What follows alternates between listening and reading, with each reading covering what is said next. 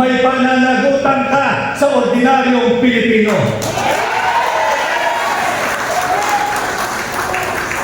Marami akong nakilala ngayong hapon na pinatutukuyan nila. Binabansagang destabilizers. Kailan pa naging destabilisasyon ang pagsabi ng Marcos resign?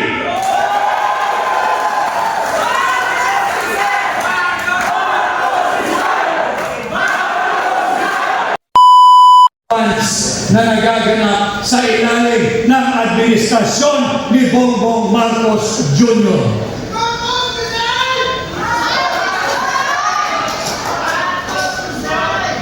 The value of our peso has sunk and has fallen in its lowest level and still stands at 59 to $1.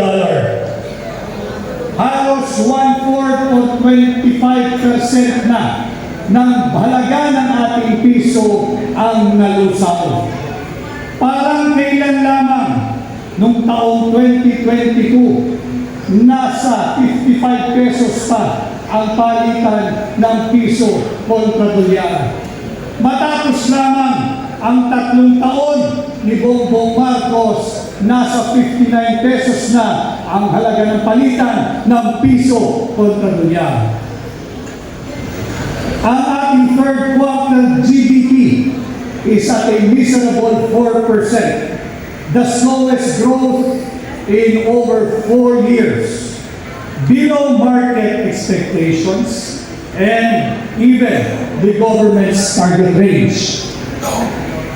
Sinabi nga ng direktor ng Ateneo Center for Research and Development na si Ginoong Sir Percival K. Peña Reyes, and I quote, "Because investors' confidence has been shaken, foreign investors are pulling back the scandal," referring to the flood control fund scandal, referring to the bicameral conference committee report scandal, referring to the illegal, invalid, immoral, criminal, unconstitutional 2025 national budget has created a mix of political risk, uncertainty, and social unrest. It threatens investment grade rating and undermines our medium-term fiscal framework. Ang GDP, mga kasama, ay ang bilang ng produkto at serbisyong nanalilikha ng isang ekonomiya. Alam na alam ito ng mga kasama natin sa Lego, sa hangin ng manggagawa, kagaya ni Atty. Jimmy Miralles. Ang GDP ang isang ginagamit na pangunahing panukat at sumasalamin sa pangkalahatang kalusugan ng ating ekonomiya at investment confidence. Ito ay kasalukuyang mataklay. Ang ating ekonomiya ay mahina. Ang ating ekonomiya ay dahan-dahan nang nalulumpo. Dahil na rin sa iskandalo na nagsimula sa pangingialam ng Executive Department sa paglulustay ng pera ninyo gamit ang ating taunang budget. Paulit-ulit kong sinasabi kapag tayo nabibigyan ng pagkakataong magsalita. Ang punot dulo, ang simula at katapusan, ang ugat ng lahat ng korupsyon sa ating bansa ay nagmumula sa ating taunang budget. Nasa budget nakaangkla, nasa budget nakaugat ang lahat ng uri ng korupsyon, subalit lantaran, talamak at higit na garapalan sa ilalim ng Marcos Jr. administration. Sinimulan na ito sa pagpirma.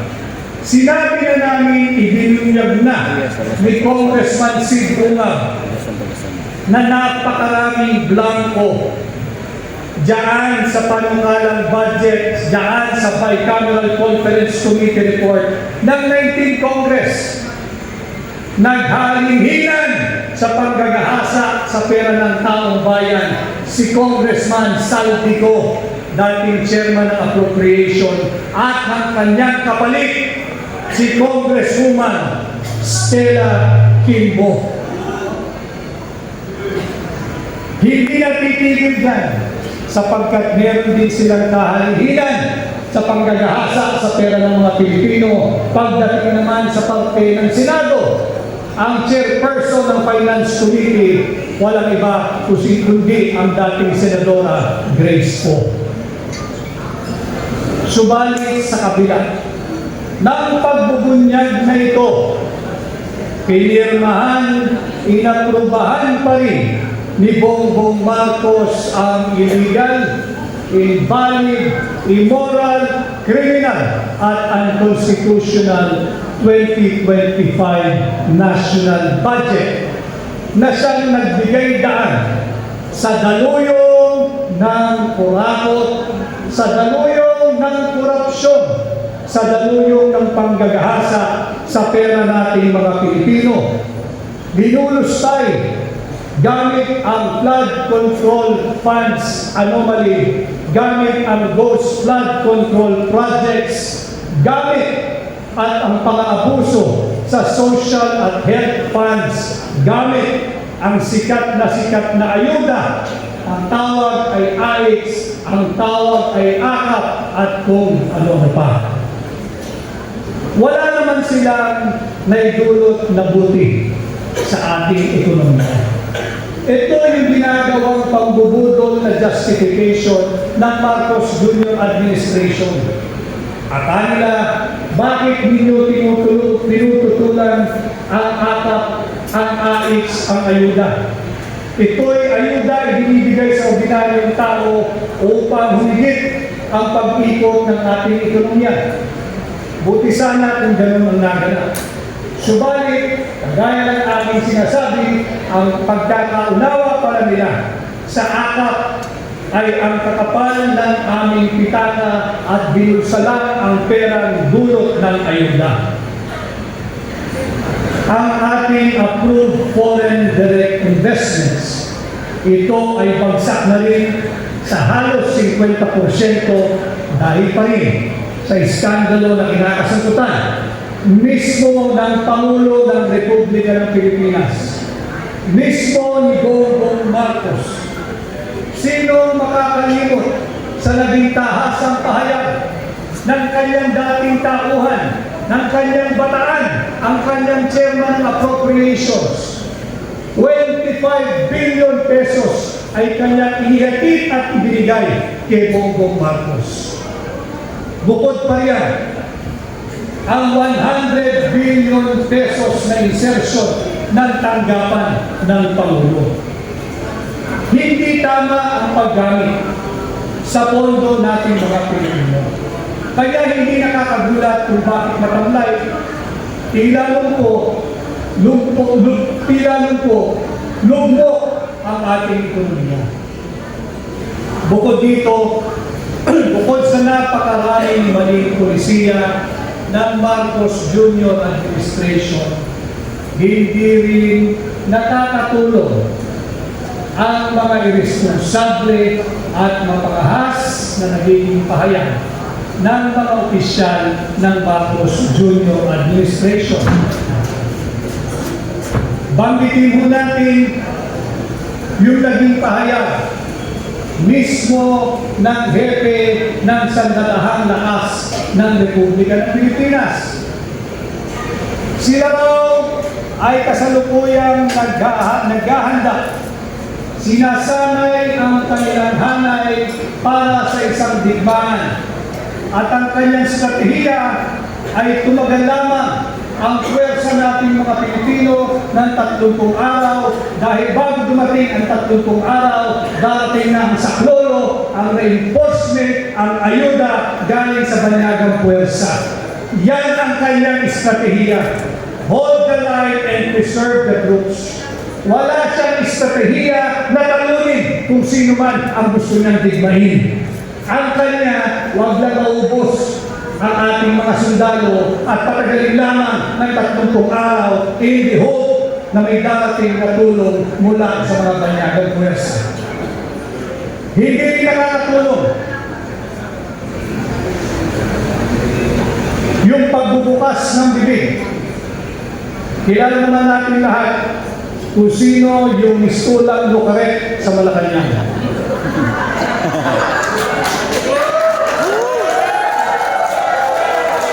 And we have all the right to call her out because sweldado ka ng mamamayang Pilipino. Kung ayaw mong matunat-tunahin, lumipat ka sa pribado. Subalit hanggang ikaw ay empleyado ng gobyerno, may pananagutan ka sa ordinaryong Pilipino.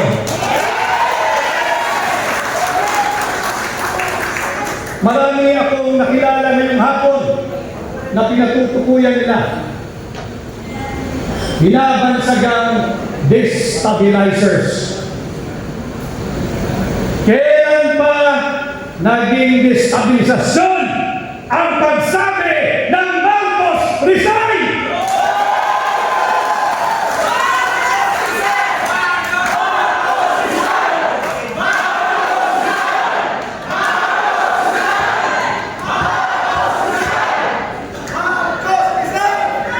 Ang resignasyon ay isang kinikilalang pamamaraan upang magkaroon ng vacancy in the office of the President. And therefore, death, permanent disability, removal from office, or resignation. Kung ang saligang batas ay kinikilala ang resignation, paano naging destabilisasyon ang pagsabi ng Marcos resign?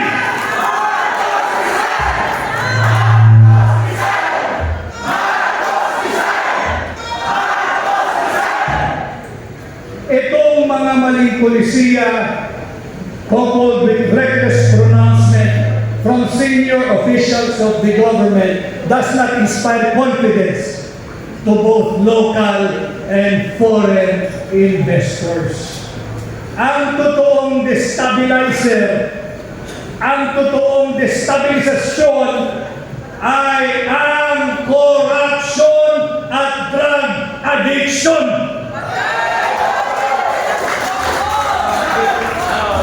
If this administration feels some degree or a great degree of instability in their governance, huwag na silang maghanap ng sisisihin. Nasa loob ng Malacanang ang nagiging ugat ng destabilization. Uulitin ko, corruption and direct testimony no less than by the presidential sister regarding drug addiction is destabilization.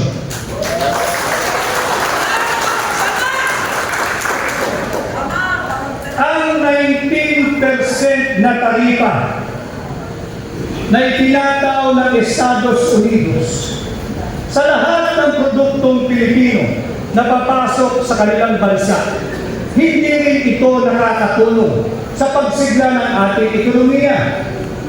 19% ang itinatataw na taripa, samantalang 0% ang sa Estados Unidos. Yan ay produkto ng pagiging tough negotiator. Yan 19% na taripa, nakakasakit at nanganganib kagaya po ng ating coconut oil industry.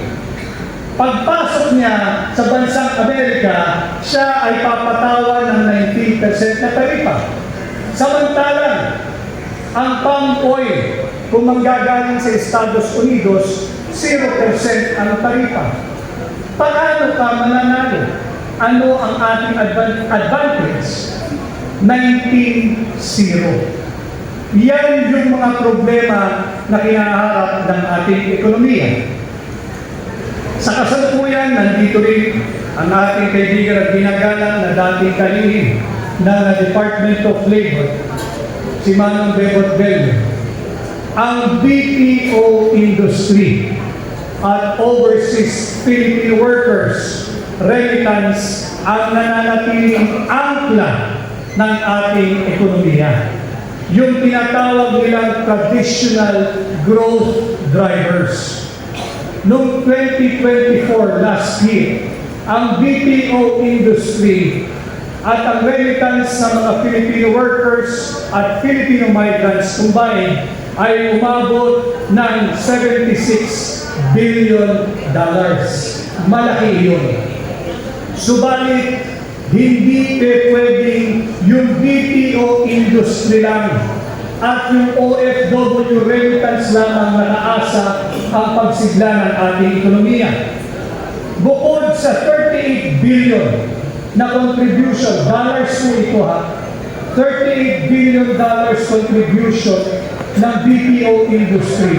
Nakapagbigay din ito ng direct full employment sa 1.8.2 or 1,820,000 Filipinos ang nabigyan ito ng full-time workers.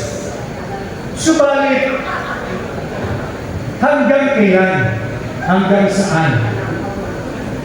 Sinabi ni dating NEDA Secretary si Dr. Carl Kendrick Chua, pahina na ang BPO industry. Nanganganig din ang BPO industry.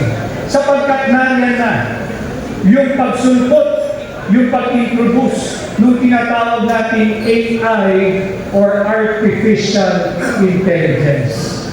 And it's just a matter of time. I hope not very soon, mawawalan ng trabaho ang marami sa ating mga kababayan na nagmumula sa BPO industry o BPO sector. Wala tayong magagawa, hindi natin mapipigilan. It's just a matter of when, because AIs or artificial intelligence are poised to take over their employment. Ang OFW, maraming salamat sa inyo. Ang ating mga migrants sa inyong remittance. $38.4 billion last year. Malaking suporta ito para mapanatili ang sigla nung tinatawag natin domestic consumer spending. Subalit, hindi nga po nakakatulong yung mga irresponsableng pahayag ng mga senior officials ng ating pamahalaan. Naghahanda, hinahanda, nagsasanay ang ating sandatahang lakas para sa isang digmaan. And in all probability, the Chief of Staff of the AFP was referring to our superpower neighbor, China. Kawawa naman ang ating mga kababayan OFW. Kawawa naman ang kanilang pamilya. Kawawa naman ang ekonomiya ng Pilipinas. Bakit kaya? Hindi kinakailangan magpaputok ng China. Kahit isang bala para higit na lumpuhin ang ating ekonomiya. Mag-utos lamang ang gobyerno ng China. Itigil na ang employment ng lahat ng Pilipino sa Macau, sa mainland China, sa Hong Kong, sa Guangzhou, at kung saan-saan pa. At sila ay i-deport na sa Pilipinas.